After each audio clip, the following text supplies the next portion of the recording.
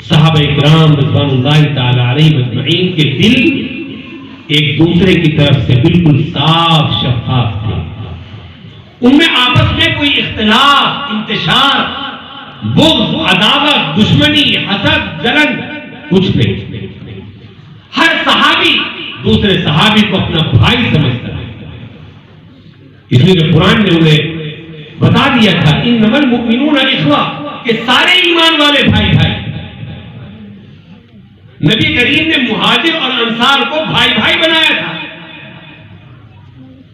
तो वो हर मुसलमान दूसरे मुसलमान को, चाहे वो उसकी बिरादरी और कबीले का हो या ना हो, उसके इलाके का हो या ना हो, लेकिन उसे अपने भाइयों की, सगे भाइयों की तरह समझता है। जब मक्के के मुसलमान पहुंचे मदीना मुनव्वरा, तो वहां के मुसलमानों ने मक्के के मुसलमानों से कहा कि तुम हमारे भाई हो, कलमे के भाई, और तुम हमारे शहर में आए हो रहने के लिए, तुम्हें जिस चीज की जरूरत हो वो हाजिर है। साहबा ने अपने भाइयों से कहा हमारे पास जो खेत है आधा तुम ले लो, आधा हम ले लो। हमारा जो बाग है आधा तुम ले लो, आधा हम ले लो। बात साहबा ने यहां तक कह दिया मेरे पास 2 बीवियां हैं, एक बीवी को तलाक दे देता हूं, तू ले ले, उससे तू निकाह कर ले, एक बीवी मैं अपने पास रोक कर। ये मोहब्बत देखी, एक दूसरे के लिए कुर्बानी। हालांकि मक्के से जो मुसलमान आए थे न इनके कबीले के थे, न खानदान के थे, न इनकी कौम के थे, न इनके इलाके के थे, सब अजनबी, लेकिन सिर्फ कलमा पढ़ने वाले ईमानी भाई। ये अदा अल्लाह को उनकी पसंद आई। नबी करीम अलैहिस्सलाम ने उनकी इसी तरह से तरबियत फरमाई, यही सिखाया था उनको। हजरत अनस कहते हैं जिन्होंने 10 साल हुजूर की खिदमत की थी, एक दिन आका ने मुझे बुलाया और मुझसे फरमाया अनस अगर एक काम तुझसे हो सके तो वो कर। मैंने पूछा या रसूल अल्लाह क्या काम? फरमाया जब तू सुबह को सोकर के उठा करे तो इस तरह उठ कि तेरे दिल में किसी मुसलमान की तरफ से कोई मैल पूछे, हर एक की तरफ से तेरा दिल साफ, कोई शिकायत नहीं, कोई शिकवा नहीं। रात गई बात गई।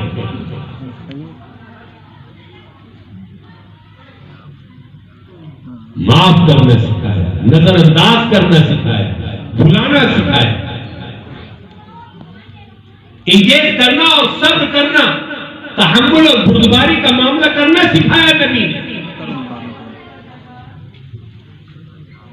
सहाबा इकराम रिज़वानुल्लाहि ताला अलैहिम अजमईन के दिल एक दूसरे के लिए खुले हुए, हर सहाबी दूसरे की खिदमत करने के लिए हर वक्त तैयार, मदद करने के लिए तैयार, काम आने के लिए तैयार। हर एक के अंदर ये जज्बा भलाई का, नेकी का, नफा पहुंचाने का, एक दूसरे की तरक्की से खुश होने वाले। अब्दुल्लाह इब्न उमर कहते जब मुझे किसी मुसलमान के बारे में, किसी इलाके के बारे में मालूम होता है कि वहां के मुसलमानों को अल्लाह की नेमतें मिल रही तो मेरा दिल खुश होता है। फला इलाके में बारिश हुई है मुसलमानों के, मेरा दिल खुश होता है। मुसलमान की तरक्की से दिल खुश होता था सहाबा। आज हमारा हाल क्या है? हर एक का दिल दूसरे की तरफ से टेढ़ा, हर एक के दिल में दूसरे की तरफ से मैल कुचैल, किसी से किसी की तरक्की नहीं देखी जाए। जरा सा किसी के अच्छे हालात हुए और हमने उसके पीछे सीबीआई लगाई, जरा पता तो निकालो कहां से आ रहा है इसके पास, इसके लौंडे कहां से ला रहे।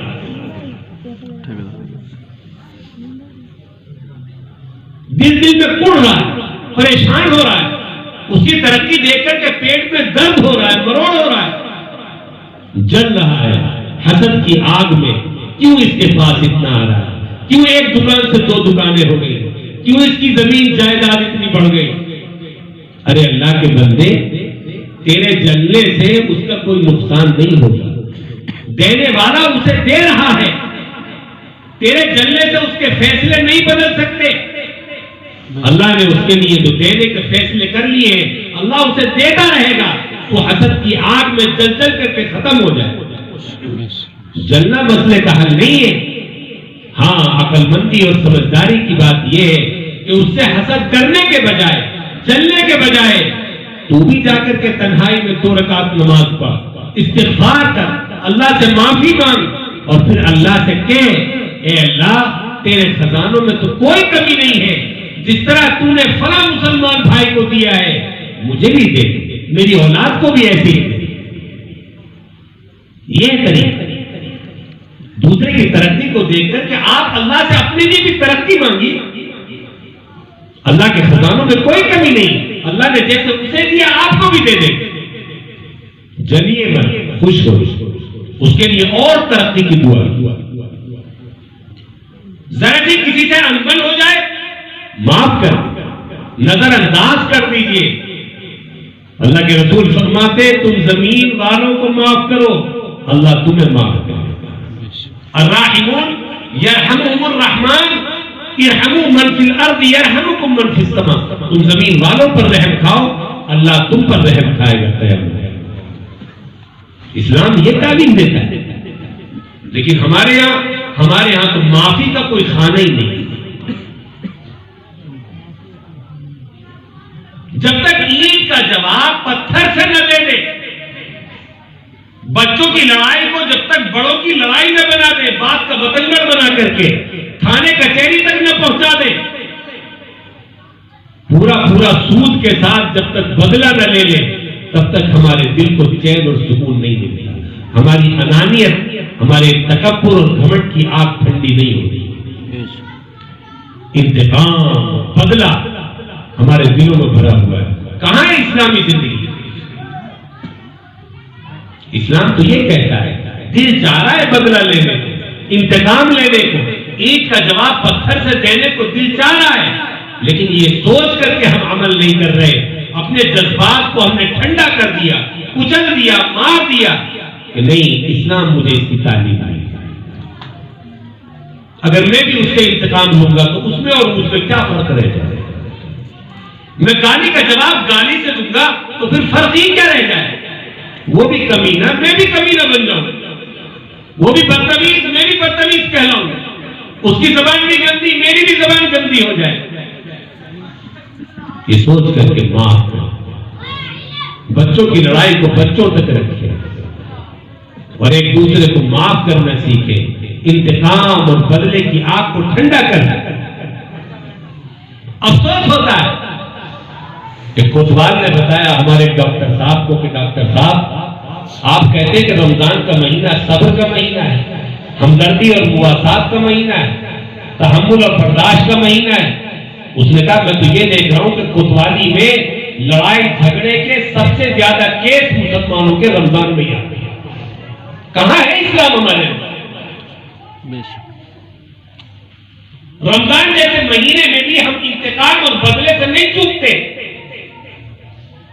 गाली सुनकर के सुना अनसुना करते, किसी ने ताना दे दिया तो खामोशी से सुन करके चले जाए, हमसे नहीं होता।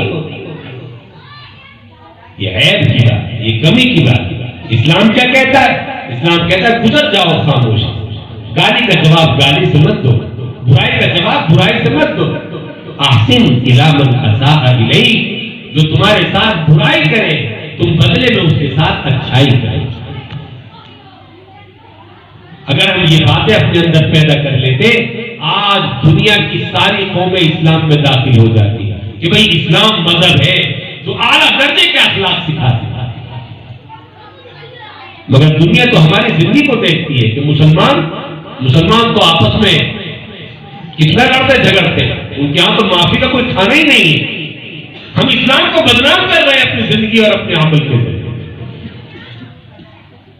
और इतने गिर जाते हैं अपने अखलाक से, इतने गिर जाते हैं कि अगर जरा सी किसी से अनबन हो जाए, लड़ाई हो जाए, हालांकि हमें मालूम है कि थोड़ी दिन के बाद लड़ाई खत्म हो जाए, बोलचाल शुरू हो जाए, आना जाना शुरू हो जाए, लेकिन थोड़ी सी अनबन के बाद भी हमारे दिल इतने टेढ़े हो जाते हैं कि फिर हम उस बंदे के नुकसान से भी खुश होने लगते, उसके नुकसान को देखकर के हमें खुशी होती है। इतनी गिरावट हमारे अंदर आ जाए। इस्लाम इसकी तालीम नहीं देता।